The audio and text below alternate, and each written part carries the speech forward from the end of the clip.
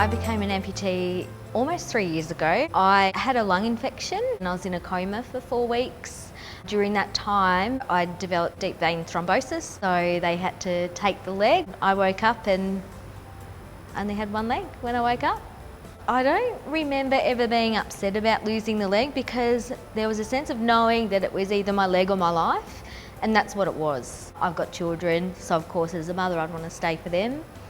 Just waking up and not realising the work that I was going to have to do. I couldn't feed myself, I couldn't write, let alone walk, so I had to learn to do everything again for the first time. The doctors and nurses, they're professional, they're fantastic, but my family were by far the biggest support. I was pretty lucky that everybody let me go on the journey in my own pace, and then going into rehab was another positive experience, but just very different. I became institutionalised, I think, through that process. So then going from rehab to back home was a difficult process. We live in the country and there's not a lot of amputees and people just don't understand, and that's okay. Because of that, because they don't have very much of an understanding, it's really hard to get support because they don't know what to support.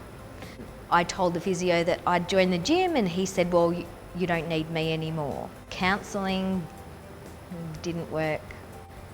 Had I known Limbs for Life existed while I was in hospital, I would have contacted them in hospital and had some support there.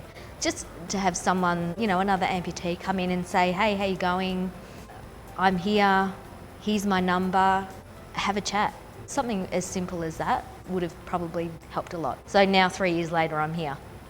You learn so much about what you go through listening to other people's stories, and to know that you're not the only one that's gone through something. Watching all the people here getting around, I still spend a lot of time in the wheelchair, but seeing all these people upright and walking around and nearly running around the room is amazing.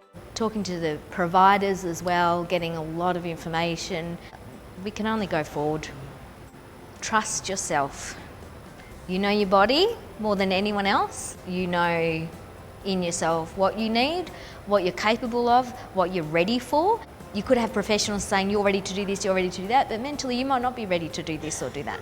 So you need to really make sure that you're at a space where you can move forward, because if you're pushed to move forward too quickly, you'll just go back.